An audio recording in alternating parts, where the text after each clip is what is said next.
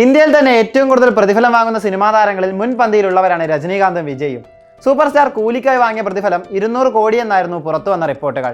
ജനനായകന് വേണ്ടി വിജയ് വാങ്ങുന്നതാകട്ടെ 275 കോടി എന്നാണ് റിപ്പോർട്ട്. കൂലിക്കായി ലോകേഷ് വാങ്ങിയത് 50 കോടിയാണ്.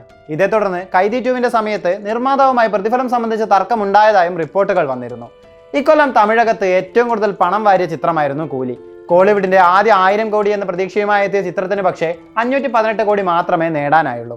ഇത്തരത്തിൽ വമ്പൻ ബഡ്ജറ്റിലെത്തി പ്രതീക്ഷിച്ച നേട്ടം ഉണ്ടാക്കാനാകാതെ പോയ ഒരു പിടി സിനിമകൾ ഈ വർഷം പുറത്തിറങ്ങി. ഇങ്ങനെ നിർമ്മാതാവിന് നഷ്ടം സംഭവിക്കേണ്ട സാഹചര്യത്തിന് തടയിടാൻ ഒരുങ്ങുകയാണ് കോളിവുഡ്. ബിഗ് ബജറ്റ് സിനിമയുടെ നിർമ്മാണത്തിലും റിലീസിലും അടക്കം മാറ്റങ്ങൾ വരുത്തിയിരിക്കുകയാണ് തമിഴ് ഫിലിം പ്രൊഡ്യൂസേഴ്സ് കൗൺസിൽ. താരങ്ങൾക്ക് നിശ്ചിത പ്രതിഫലം മുൻകൂർ നൽകുന്നതിന് പകരം സിനിമയിൽ നിന്നുള്ള ലാഭവിഹിതം പങ്കിട്ടാൽ മതിയെന്ന പ്രമേയം TFPC ജനറൽ ബോഡി പാസാക്കി. സൂപ്പർ താരങ്ങളുടെ പ്രതിഫലം നിയന്ത്രിക്കുകയാണ് ഇതിലൂടെ ലക്ഷ്യമിടുന്നത്. ഇതോടെ രജനീകാന്ത്, വിജയ്, അജിത്, കമൽഹാസൻ തുടങ്ങി സൂപ്പർ താരങ്ങൾക്കൊന്നും തന്നെ ഇനി മുതൽ മുൻകൂർ പ്രതിഫലം ലഭിക്കില്ല. പുതിയ തീരുമാനപ്രകാരം സിനിമയുടെ വിജയ പരാജയത്തെ അനുസരിച്ചാകും താരങ്ങളുടെ പ്രതിഫലം തീരുമാനിക്കപ്പെടുക. സിനിമ വിജയിച്ചാൽ ലാഭത്തിന്റെ ഒരു വിഹിതം അവർക്ക് ലഭിക്കും, പരാജയമാണെങ്കിൽ നഷ്ടം സഹിക്കേണ്ടിയും വരും. സിനിമകളുടെ OTT റിലീസിനും പുതിയ മാനദണ്ഡങ്ങൾ പ്രഖ്യാപിച്ചിട്ടുണ്ട്. മുൻനിര താരങ്ങളുടെ സിനിമകൾ തിയേറ്റർ റിലീസിന് 8 ആഴ്ചയ്ക്ക് ശേഷമേ ഇനി മുതൽ OTT പ്ലാറ്റ്ഫോമുകളിൽ പുറത്തിറക്കാനാകൂ. മിതമായ ബജറ്റിൽ ഒരുങ്ങിയ സിനിമകൾ 6 ആഴ്ചയ്ക്ക് ശേഷവും ലോ ബജറ്റിലുള്ള സിനിമകൾ 4 ആഴ്ചയ്ക്ക് ശേഷവും OTTയിൽ റിലീസ് ചെയ്യാം. ചെറിയ ബജറ്റിൽ ഒരുങ്ങുന്ന സിനിമകൾക്ക് മതിയായ വിസിബിലിറ്റി ലഭിക്കുന്നുണ്ടോ എന്ന് ഉറപ്പാക്കാൻ ഒരു ഫിലിം റിലീസ് റെഗുലേഷൻ കമ്മിറ്റി രൂപം നൽകുവാനും യോഗത്തിൽ തീരുമാനിച്ചു. തിയേറ്റർ വരുമാനം സംരക്ഷിക്കുക എന്നതാണ് പുതിയ മാനദണ്ഡങ്ങളിലൂടെ TFPC ലക്ഷ്യമിടുന്നത്. സിനിമാ ചിത്രീകരണത്തിനിടെ വെബ് സീരീസുകളുടെ ഷൂട്ടിന് പോകുന്നതിനെയും സംഘടന എതിർക്കുന്നു.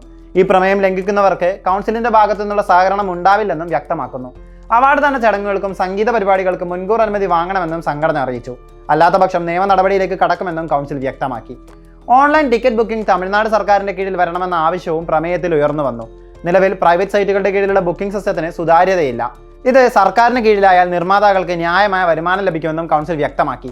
പുതിയ നിയന്ത്രണങ്ങൾ പ്രാബല്യത്തിൽ വന്നാൽ തമിഴ് സിനിമയിൽ സാമ്പത്തിക ക്രമം കൈവരുമെന്നും തൊഴിൽ സാഹചര്യം കൂടുതൽ മെച്ചപ്പെടുമെന്നും കൗൺസിൽ വിലയിരുത്തി. മലയാള സിനിമാ മേഖല പ്രതിസന്ധിയിലാണെന്നും നിർമ്മാതാക്കൾ നഷ്ടത്തിലാണെന്നും ചൂണ്ടിക്കാട്ടി കഴിഞ്ഞ കുറച്ച് മാസങ്ങൾക്ക് മുൻപ് വരെ മോളിവുഡിൽ പ്രൊഡ്യൂസേഴ്സ് അസോസിയേഷൻ ഓരോ മാസവും കളക്ഷൻ കണക്കുകൾ പുറത്തുവിട്ടിരുന്നു. സിനിമാ മേഖലയിൽ നിന്ന് തന്നെ ഇതിനെതിരെ വ്യാപക വിമർശനമുയർന്നു. കേരളത്തിലെ തിയേറ്ററുകളിൽ നിന്ന് മാത്രം ചിത്രങ്ങൾ നേടുന്ന നെറ്റ് കളക്ഷൻ ആയിരുന്നു സംഘടന പുറത്തുവിട്ടിരുന്നത്. അസോസിയേഷന്റെ കണക്കുകൾ അപൂർണമാണെന്നും ആക്ഷേപമുയർന്നു. പിന്നീട് പുതിയ ഭരണസമിതി വന്നതോടെ കണക്കുകൾ പുറത്തുവിടുന്നത് അസോസിയേഷൻ അവസാനിപ്പിക്കുകയായിരുന്നു. തമിഴകത്തെ പുതിയ തീരുമാനങ്ങൾ കേരളത്തിലടക്കം വരും ദിവസങ്ങളിൽ ചർച്ചയായേക്കും. പുതിയ പ്രമേയങ്ങൾ എത്ര കണ്ട് പാലിക്കപ്പെടുമെന്ന് കാത്തിരുന്ന് കാണാം.